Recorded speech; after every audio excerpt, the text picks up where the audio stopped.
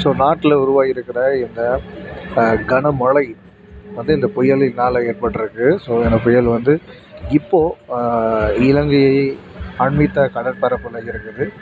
இதனால் வந்து அம்பாறை மாவட்டம், திருகோணமலை ஆகிய இடங்களில் வந்து பயங்கரமான மழை வீழ்ச்சி இருக்குது. அது மட்டும் இல்லாமல் அனுராதபுரத்தில் வந்து 42 மில்லிமீட்டர் அளவுக்கு வந்து மழை வீழ்ச்சி பதிவாகிக்கிட்டு இருக்கு.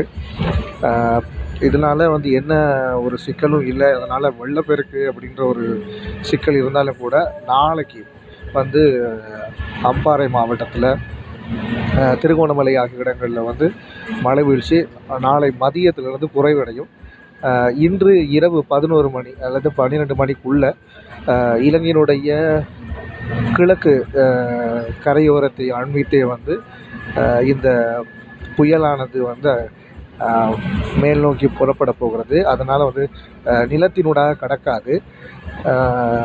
கடற்பகுதியிலேயே வந்து இந்த புயல் வந்து சென்று அப்படியே யாழ் குடா நாட்டுக்கு அண்மித்து இது வந்து சூறாவளியாக மாறப்போகுது. அதனால் இது பெரிய ஒரு பாதிப்பை வந்து ஏற்படுத்தாத அப்படிப்பட்ட ஒரு சூறாவளி கிடையாது.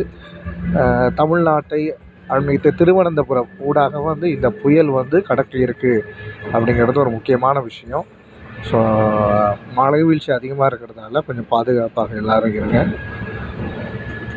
மற்றபடி இது வந்து சூறாவளி எங்களுக்கு வந்து பாதிப்பு ஏற்படுத்தக்கூடாது அப்படின்ற ஒரு பயம் எதுவும் வேண்டாம். அவதானமாக இருங்க, நிதானமாக இருங்க. நன்றி, வணக்கம்.